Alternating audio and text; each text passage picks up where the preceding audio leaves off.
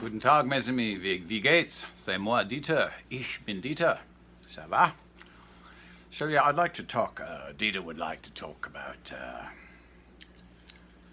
He came across some of his guitar charts, and I like these. They're nice to have. You don't need a big book. Mel Bay's stuff is usually pretty good. I think he's originally from Missouri, the Show Me State, right? This one is on jazz guitar chord chart. And yeah, I don't have a guitar out with me because I really got stuff I literally have to walk over. But I like these, and they're good to use with a theory book. So if you know, it talks about 6-string roots and stuff, and when you know your theory, you know what actually a diminished seventh or a seventh suspended fourth is. I'm not going to do all the heavy lifting for you, So here's just a regular chord chart by Mel Bay. These are really good, and they show the proper fingering,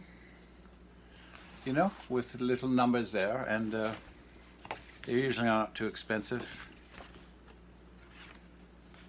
Here's another one, similar to the Mel Bay by a different fellow named John Sandy. Okay. Change one letter there and it could be John Randy. And the other nice thing about little plug for learning how to read music, because then you can actually buy sheet music, which won't piss the pros off because they're actually getting a royalty from this. But the nice thing, I prefer sheet music to tabs because then you have the full score, right? The way that the original writer of the song intended it to be. And so you can, got that, and I've got this. And they usually have, it's usually a piano score with the guitar chords on top. So it's just nice to know, I think, how the music was originally written, if you can find it. I'm really not a fan of tabs, and I've said this before, but I'll say it again, because it's just some fella's interpretation, and it may be good or may not be good. So, you have to, not all tabs, like men and women, are not created equal. Some of us, how can you explain it? It reminds me of the song The Sad Cafe by the Eagles, and I remember Don Henley. There's a line in that goes, I don't know why fortune smiles on some and lets the rest go free. Very interesting line. I like Don Henley. He waxes poetical lots of times, and I recall once he was being interviewed, and he said, in the course of his life, he met lots of talented people, and he says he just doesn't know why some people become famous and some people who are really talented just don't. It's just life, right? That's just how it goes. So if you use tabs, that's okay. But I just think if you don't learn how to read music, and it's not that difficult, I think in the long run, you'll be disappointed, because most people that I know, as when I taught,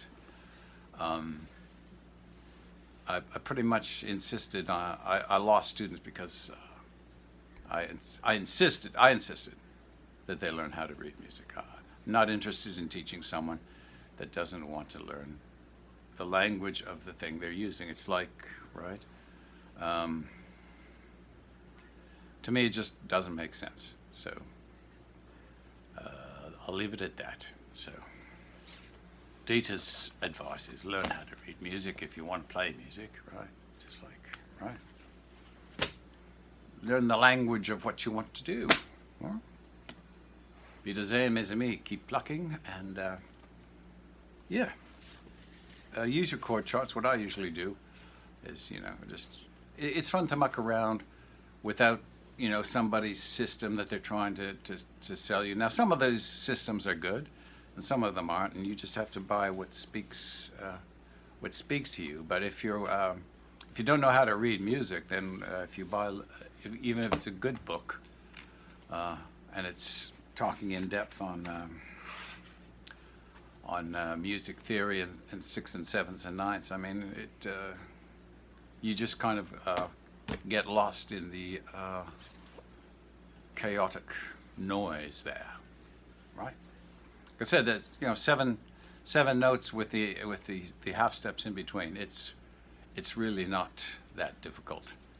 I'm sure most people that are watching this can have learned the language quite well, so you know, learn how to read music. Haben Sie einen gutes Tag und